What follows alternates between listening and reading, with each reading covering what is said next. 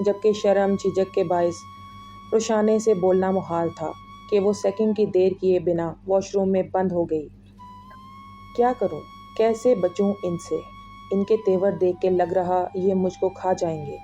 वो दोनों हाथ तपते चेहरे पर रखती खुद से बुड़बुड़ाई, आपकी सारी तरकीबें बेमायनी होंगी रुशाने, इसलिए फजूल नहीं सोचें और जल्दी से बाहर आएं कि अब एक पल की दूरी भी नागुज़ीर है। आज की रात आप भी जानती हैं किस कदर अहम, और मैं आपकी सारी शिकायतें दूर करने का इरादा रखता हूँ। शम्स दरवाजे से दूर होता कदरे बुलंद आवाज़ में बोला था कि रुशाने छटपटा सी गई। मुझे कोई शिकायत नहीं है, वो हलक तर करती ऊंची आवाज़ में बोली कि बेसाख्ता शम्स के लबों पर मुस्कुराहट छाई। फिर भी मैं आज आपको अपने इश्क की रमज़ों से वाकिफ़ करवाने वाला हूँ। वो लब दबाकर बोलता मुस्तरिब सा बेड पर नीम दराज सा हो गया, जबकि रोशाने आने वाले लम्हात से घबराती कपकपाती धड़कते दिल से वॉश बेसन की जानिब बढ़ी। फेस वॉश करने के बाद चेंज करने की गर्ज से नज़र वॉशरूम में लटके ड्रेस पर पड़ी तो वो कानों तक सुर्ख हो गई। ये स्लीवलेस नाइटी थी जिसका आगे और पीछे पर्पल कलर की स्लीव का गला काफ़ी गहरा था, जबकि बाजू की जगह दो बारीक सी स्ट्रिप थी। मैं ये कैसे पहनकर बाहर जाऊं? वो रुहानसी हुई। खान, शम्स अच्छी तरह जानता था कि वो आवाज़ क्यों दे रही है। नो एक्सक्यूज़ रुशाने, आप यही पहनने वाली हैं। अगर मुश्किल है तो मुझे बताएं। जबकि रुशाने का तो मुंह ही खुल गया, गोया वो पहले से ही जानता था।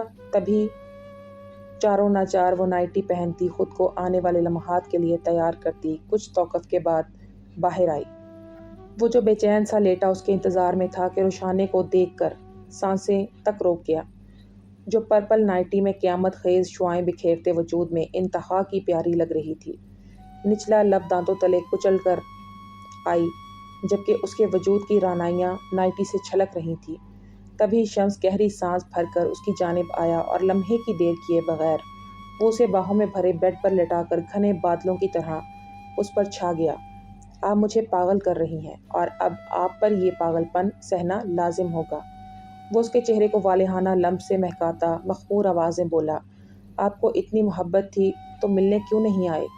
वो बमुश्किल दिल की बात लबों पर ले आई, जबकि शम्स खान उसके सवाल पर मुस्कुरा दिया था। तो क्या आपके बेड पर पड़ी सलवटें भी आप पर ये राज अया न कर सकी? शम्स ने उसकी गर्दन में चेहरा छुपाते इस्तफसार किया कि रुशाने की आंखें फैल गईं। मतलब मेरी जान, मैं सारी रात आपके पास गुजारता था। कुछ अरसा के लिए मैं नहीं आया था, वरना मेरी रातें आपके संग गुजरी हैं। शम्स खान बोझल आवाज़ में रुशाने को हैरत के समंदर में डुबा गया था। तो क्या आपने मेरे बस आपको देखने आता था, चाहकर भी आपको महसूस नहीं कर सका, और आज आप मेरी बाहों में मेरे सब्र का इनाम है मेरी जान। शम्स उससे दूर होता मोहब्बत से बोला, जब ही रुशाने को अपने पैर पर उसकी उंगलियों का लम्स महसूस हुआ कि उसने फट से आंखें खोली। शम्स ने नहायत खूबसूरत पायल उसके पाँव की जीनत बनाई थी और झुककर उस पायल पर लब रखे। उसे कभी खुद से जुदा मत कीजिएगा। शम्स ने उसकी आंखों में झांक कर गंभीर आवाज़ में कहा कि रुशाने नज़रें झुका गई। वो उसकी नज़रों के मायने पढ़कर कपकपा सी गई थी। ये मेरी मोहब्बत की जंजीर है जिसकी कैद से आज़ादी नामुमकिन है। मुझे चूम कर, मुझे थाम कर, मेरी शिद्दतों में क़याम कर, ए दिलरुबा नाजुक अदा, तुझ पर फ़िदा एक शब तो मेरे नाम कर। रुशाने, क्या मुझे आपके करीब, बेहद नज़दीक, आपकी रूह तक को महसूस करने की इजाज़त है? क्या मुझे इजाज़त है कि मैं हमारे दरमियान तमाम पर्दे गिराकर हमेशा के लिए आपको अपने वजूद का हिस्सा बना लूँ? क्या मुझे इजाज़त है मैं सांस बनकर आपके सीने में उतर जाऊं? आज की रात मैं अपना हर एक लम्हा, हर एक घड़ी का हिसाब देना चाहता हूँ। मेरे वो तमाम लम्हात जो आपके बगैर गुजरे, मैं उन्हें आपके संग जीना चाहता हूँ। मैं आपके दिल में धड़कन बनकर धड़कना चाहता हूँ। क्या मुझे इजाज़त है? शम्स ने उसकी आंखों पर लब रखते सरगोशी करते दिलफरेब अंदाज में इजाज़त चाही थी कि वो सर हिलाकर इजाज़त देती उसके सीने में चेहरा छुपा गई कि शम्स आसूदगी से मुस्कुराकर उसे खुद में कैद किए हाथ बढ़ाकर कमरे में फैली रोशनी ख़त्म करता दीवाना वार रुशाने पर झुका था। उसकी शिद्दतों को महसूस करती, वो उसकी सरगोशियाँ सुनती, उसकी पनाहों में उसके रहमो करम पर पड़ी थी। आप ज़िंदगी हैं मेरी, माई लेडी। شمس خان اسے شدت سے خود میں سمو کر اس کے لبوں کو قید کر گیا۔ اس کی چاہت کا ابر کرم ٹوٹ کر روشانے پر برسا تھا کہ وہ بکھری لرزتی شرمائی لجائی سی اس کے سینے میں چہرہ چھپائے، شمس کی پشت پر باہوں کا حصار مضبوط کیے وہ اس کی شدتوں کو محسوس کرتی، اس کی پیار بھری سرگوشیاں سنتی، خود کو دنیا کی خوش قسمت ترین لڑکی تصور کر رہی تھی۔ ماہد رات دیر سے واپس لوٹا تھا۔ فلیٹ میں قدم رکھتے ہی وہ سیدھا انفال کے کمرے کی جانب بڑھا تھا۔ انفال کے سونے کا خیال کر کے وہ بڑی احتیاط سے دروازہ کھولے روم میں داخل ہوا تھا کہ نظر اس پر پڑی۔ سامنے ہی وہ دشمن جاں آڑی ترچھی صوفے کی پشت سے سر ٹکائے آرام سے سوئی ہوئی تھی۔ دائیں ہاتھ کی پشت صوفے پر ٹکا کر وہ ہتھیلی پر چہرہ ٹکائے، سر صوفے کی پشت سے لگائے، دوسرا ہاتھ گود میں دھرے، ایک پاؤں کا گھٹنا موڑے جبکہ دوسرا فرش کو چھو رہا تھا۔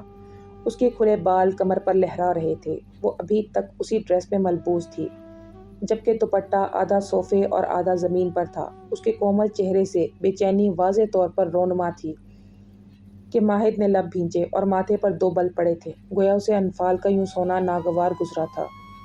وہ اپنا خیال بھی نہیں رکھ سکتی تھی۔ ماہد نے سر جھٹکا اور ڈور لاک کر کے اس کی جانب بڑھا۔ وہ اس کے پاس آ کر رکا تھا کہ نظر اس کے شفاف گردن پر پڑی۔ صوفے کی پشت سے سر تھوڑا اوپر کر کے ٹکائے اس کی شفاف دودیا گردن صاف نظر آ رہی تھی۔ اس پر تضاد اس کے نظر آتی ہلکی مائل سبز وینز نے ماہد کو بری طرح اٹریکٹ کیا تھا کہ وہ یک ٹک اس کو دیکھ رہا تھا۔ بلا شبہ انفال بلا کی حسین تھی، اتنی کہ کسی کو بھی اپنے حسن سے گھائل کر سکتی تھی۔ اس پر اس کا شرارتی پن اور معصومیت نے اسے مزید پیارا بنا رکھا تھا، جبکہ وہ خود سے اپنے حسن سے لاپرواہ بالکل انجان تھی۔ ماہد کی آنکھوں میں یک دم خمار در آیا تھا، حلق میں جیسے کانٹے سے چبھنے لگے تھے جبکہ دل مچل اٹھا تھا، دھڑکنیں بڑھنے لگی تھی۔ وہ اس کی تھی، صرف ماہد ارسلان کی، اسے صرف ماہد ارسلان کے لیے بنایا گیا تھا۔ تو گویا محبت کی ابتدا ہوئی تھی؟ نہیں، وہ تو بہت پہلے ہو چکی تھی۔ شاید انفال کو اس کے نام سے منسوب ہوتے ہی وہ اس کی بن چکی تھی۔ بس ایک خول اس نے خود کے گرد چڑھا رکھا تھا جو کہ اب چٹکنا شروع ہو گیا تھا، پر ابھی بھی وہ اس بات کا اعتراف کرنے سے قاصر تھا کہ اسے انفال ماہد ارسلان سے محبت ہے۔ بہت جلد ماہد یہ تسلیم کرنے والا تھا کہ وہ بھی مریض عشق میں مبتلا ہو چکا ہے، اور جس دن اس نے خود سے اعتراف کرنا تھا، ساری دنیا ماہد ارسلان خان کی محبت کے قصے سنے گی۔ انفال بچپن سے ہی ماہد کو بری طرح ڈسٹرب کر چکی تھی، اور اب تو بات ہی کچھ الگ تھی۔ ماہد اپنی ساحرانہ گرے آنکھیں اس کے نقوش پر جمائے احتیاط سے اس کی جانب جھکا تھا، ہاتھ دائیں بائیں رکھے وہ اس کے بے حد قریب ہوا تھا۔ اس کے دلکش کنچن وجود سے اٹھتی دلفریب مہک ماہد کے نتھوں سے ٹکرائی تھی کہ وہ بے ساختہ گہرا سانس کھینچ کر اس کی خوشبو کو خود میں اتار گیا تھا۔ خمار آلود نظریں اس کے چہرے سے ہوتی، تھوڑی سے پھسلتی گردن پر آن ٹھہری تھی۔ تبھی وہ اس کے کان کے قریب ہوا تھا اور سلگتے لب اس کی کان کی لو پر رکھ کر دل دھڑکا دینے والی سرگوشی کی تھی۔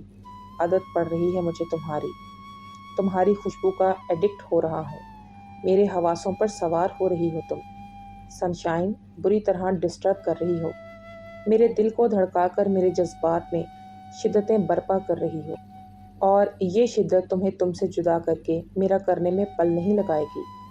بچ کر رہو مجھ سے، ورنہ میں اپنی کرنے پہ آیا تو دنیا سے ہی کٹ کر رہ جاؤ گی، وائٹ للی۔ وہ گھمبیرتن سرگوشی اس کے کان میں انڈیل کر اس کی سراہی دار نازک سی گردن پر تشنا لب رکھ چکا تھا کہ انفال نیند میں اپنی گردن کو جھلستا محسوس کر کے کسمسائی تھی، پر ادھر پرواہ کسے تھی؟ وہ مدہوشی میں ڈوبتا، لبوں کو مس کرتا، اس کو محسوس کرتا، اس کی خوشبو میں سانسیں لیتا، دیوانہ ہو چلا تھا۔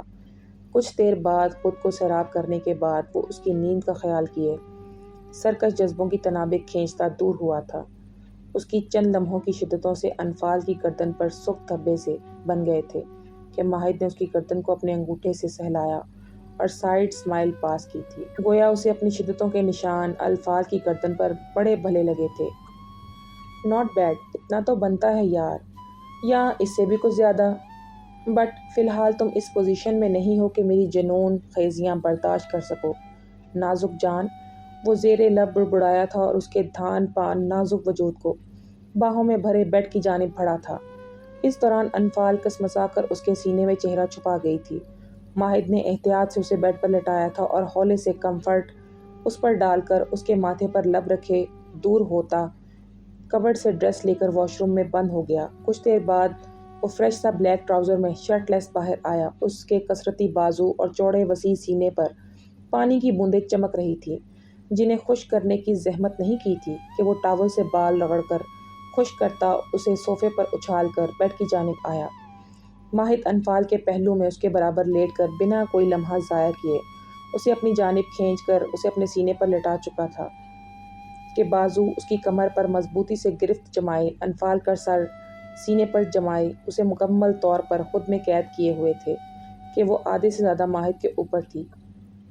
انفال یکدم اس ہوئی بے سکونی کے عالم میں مزاحمت کر گئی تھی۔ اس سے پہلے کہ وہ اٹھتی، ماہد نے ایک ہاتھ اس کی ویسٹ میں ڈالے، دوسرے سے اس کے بال سہلانے لگا تھا کہ ماہد کی انگلیوں کا لمس اپنے بالوں کی جڑوں میں چلتا اسے قدرے نیند میں پرسکون کر گیا تھا کہ وہ اس لمس کو محسوس کرتی خود کو ماہد کے حوالے کیے خوابوں کی دنیا میں مگن تھی۔ ماہد نے دلکش مسکراہٹ لبوں پر جمائے، پاؤں کی مدد سے کمفرٹ کھینچ کر دونوں پر ڈالا اور اس کے بالوں میں چہرہ چھپائے آنکھیں موند گیا۔ آج کا دن کافی تھکا دینے والا تھا، اس لیے جلد ہی وہ بھی انفال کے سنگ اسے خود میں چھپائے نیند کی وادیوں میں اتر چکا تھا۔ بدر، وہ جو کب سے جاگی ہوئی اس کے جاگنے کا انتظار کر رہی تھی، پر وہ تو اٹھنے کا نام ہی نہیں لے رہا تھا۔ تبھی زرین نے اس کے شانے پر ہاتھ رکھے ہلکے سے ہلایا۔ بدر نے ہنکار بھری۔ اٹھو بھی، زرین کافی جھنجھلائی ہوئی سی بولی۔ کیوں جانم؟ وہ نیند بھری آنکھیں کھولنے کی کوشش کرتا بوجھل آواز سے منمنایا اور شدت سے اس کے رخسار پر جسارت کر دی۔ مجھے فریش ہونا ہے، زرین نے اپنی پریشانی بتائی۔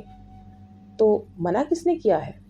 وہ اس کے کندھے پر سر رکھے بولا، جبکہ بدر کے ہاتھ اس کی کمر اور بالوں میں تھے، جبکہ وہ خود اس پر جھکا سویا ہوا تھا۔ تم تو دور ہٹو، وہ اپنی اور اس کی پوزیشن کا احساس دلاتی بولی۔ نہیں، ابھی میرا موڈ نہیں۔ بدر مزید اس پر پھیل کر اس کی فرار راہ بند کر گیا۔ بدر نہیں پلیز، اس کو پٹری سے اترتا دیکھ زرین چیخی۔ ہماری زندگی کی نئی شروعات کی پہلی مارننگ یادگار بنانے دو، وہ اس کے گال پر لب رکھتا بولا۔ بس سب ویٹ کر رہے ہوں گے، زرین نے اس کے شانے پر ہاتھ رکھے دور کرنا چاہا۔ کرنے دو، تم بس مجھ پر دھیان دو، بدر کہتا ہی اس کو مزید بولنے کا موقع دیے اس کی سانسوں کو قید کرتا اس پر جھک چکا تھا۔ کھٹپٹ کی آواز سن کر سمد کی آنکھ کھل گئی تھی۔ اس نے بے ساختہ ہاتھ برابر جگہ پر مارا، پر جگہ خالی تھی۔ تبھی اس نے مندی مندی سی آنکھیں کھولیں۔ سامنے ہی وہ ڈریسنگ ٹیبل کے سامنے کھڑی ڈرائر سے بال خشک کر رہی تھی۔ آسمان، میری جان، اتنی جلدی اٹھ گئی تم؟ وہ جلدی سے بستر چھوڑ کر اس کی جانب آیا۔ ہاں، مجھے نیند نہیں آ رہی تھی، فلک نظریں چراتی بولی۔ اسے سمد سے شرم آ رہی تھی۔ سمد نے خشمگی نظروں سے اس کا شرمایا لجایا روپ دیکھا تھا۔ بھیگے سراپے میں وہ نکھری نکھری سی انتہا کی پیاری لگ رہی تھی۔ سمد کے رنگ میں رنگی وہ نارنجی رنگ کا سوٹ ہم رنگ دوپٹہ شانے پر پھیلائے اس کا دل دھڑکا گئی تھی۔ اور نیند کیوں نہیں آ رہی تھی جان؟ وہ اس کو حق کیے مرر میں اپنا اور اس کا عکس دیکھتا بوجھل آواز میں بولا۔ کیونکہ جب سونے کا وقت تھا تب تو تم نے سونے نہیں دیا، فلک گھور کر روانی سے بول گئی۔ پر جب سمد کی آنکھوں میں چھلکتے تقاضوں کو دیکھا تو جلد ہی نظریں جھکا گئی۔ اب رات میں سونے کا خیال تم دل سے نکال دو، دن کو جتنا سونا ہے سو لیا کرو، وہ اس کی گردن پر مس کرتا مخمور آواز میں بولا۔ سمد، مجھے تیار ہونا ہے، اس کی گستاخیوں پر وہ شرم سے بولی۔ تمہیں کس نے کہا ہے اتنی جلدی تیار ہو؟ وہ اس کو ذرا سخت آواز میں سنا کر اس کو سمجھنے کا موقع دیے بغیر باہوں میں بھرے بیڈ کی جانب بڑھا۔ سمد، نو پلیز، فلک چیخی۔ یس میری جان، کیا کرو گی؟ تشنگی اور بڑھ گئی ہے یار، سمد بوجھل آواز میں بولا۔ سمد، نہیں، مجھے اب نیچے جانا ہے، کل رات سے ہلکان ہو رہی ہوں میں، فلک بھڑک کر بولی۔ میری جان، عادت ڈال لو اس کی، جس طرح تمہاری زبان چل رہی ہے لگتا ہے رات والی ڈوز کم تھی، مزید دینی پڑے گی میری جان کو، سمد خوشی سے مسکراتا بول کر فلک کو بولنے کا موقع دیے بغیر اس کی ساری مزاحمتیں بیکار بنائے اس کو اپنی پناہوں میں قید کیے منمانیاں کرتا چلا گیا، جبکہ فلک اس کی سرگوشیوں اور گستاخیوں پر ٹھیک سے گھور بھی نہ سکی اور اس کے سینے میں چھپتی چلی گئی۔ شمس رشانے پر قدرے جھکا اس کے چہرے کے نقوش میں کھویا ہوا تھا، اس کے انابی لبوں پر مسکراہٹ جمی تھی۔ وہ اس کے بازو پر سر رکھ کے اس کے پہلو میں اس کی شرٹ پہنے سکون کی نیند سو رہی تھی، جبکہ شمس تو ایک پل کے لیے بھی سو نہ سکا تھا۔ پہلو میں جان میں بستی متائے جاں ہو تو نیند کس کافر کو آتی ہے۔ شمس کے بائیں بازو پر وہ سر رکھ کے اس کے بے انتہا قریب سوئی ہوئی تھی، جبکہ اس کا دایاں ہاتھ مسلسل روشانے کے بالوں میں چھیڑ خانی کر رہا تھا۔ شمس کی بھاری ٹانگیں روشانے کی نازک ٹانگوں پر جمی ہوئی تھی کہ گویا وہ کسی بھی قسم کی حرکت کرنے سے قاصر تھی۔ شمس کا بال سہلاتا ہاتھ کبھی اس کے چہرے کی نرمی محسوس کرتا تو کبھی چہرے سے گردن تک کا سفر طے کرتا اس کی شہرک سہلانے لگتا، تو کبھی اپنے لبوں کا دہکتا لمس روشانے پر نچھاور کرنے لگتا، حتیٰ کہ وہ روشانے کے پور پور کو اپنے لمس سے مہکا چکا تھا۔ اس کا نازک سراپا، اس کی خوبصورت ادائیں، اس کا سندر مکھڑا شمس کو مزید گرویدہ بنا چکا تھا کہ شمس کی محبت مزید کئی گنا بڑھ گئی تھی۔ My lady, my queen, my princess, love you so much Roshane, وہ بوجھل آواز میں اس کے کان میں سرگوشیاں کرتا، جذبات میں اٹھتے طوفان کی پیش نظر وہ ضبط کھوتا مکمل اس پر جھک آیا اور اس کی گردن میں چہرہ چھپا کر اپنے لمس سے آشنا کروانے لگا۔ روشانے جو نیند میں غرق مزے سے سو رہی تھی کہ یکدم خود پر بوجھ اور گردن پر ہوتی چبھن محسوس کر کے وہ کسمسائی۔ خان، سونے دینا۔ روشانے نے ہلکی سی آنکھیں وا کر کے خود پر جھکے شمس کو دیکھ کر مدھم سی سرگوشی کی۔ اور کتنا سوئیں گی روشانے؟ شمس نے چہرہ نکال کر اس کے روبرو کرتے نچلے لب کا کنارہ دانتوں تلے دبائے استفسار کیا۔ کیا میں نے زیادہ سو لیا؟ ٹائم کیا ہوا ہے؟ اس کی بات پر روشانے نے چونک کر آنکھیں کھولی۔ میری پناہوں میں ہیں آپ، ٹائم کیا ہوا ہے اسے چھوڑیں، بس آپ نے جتنی نیند پوری کرنی تھی کر لی، اب مجھے وقت دیں، شمس گمبھیر آواز میں کہہ کر اس کو دیکھنے لگا۔ اس کی بات پر روشانے کی آنکھیں پھیل گئی تھی، جبکہ شمس نے مسکراہٹ دبائی۔ میں کل رات سے آپ کو ہی وقت، وہ بولتی ایک دم رک گئی کہ شمس کا بے ساختہ دل فریب کہہ کا گونجا تھا۔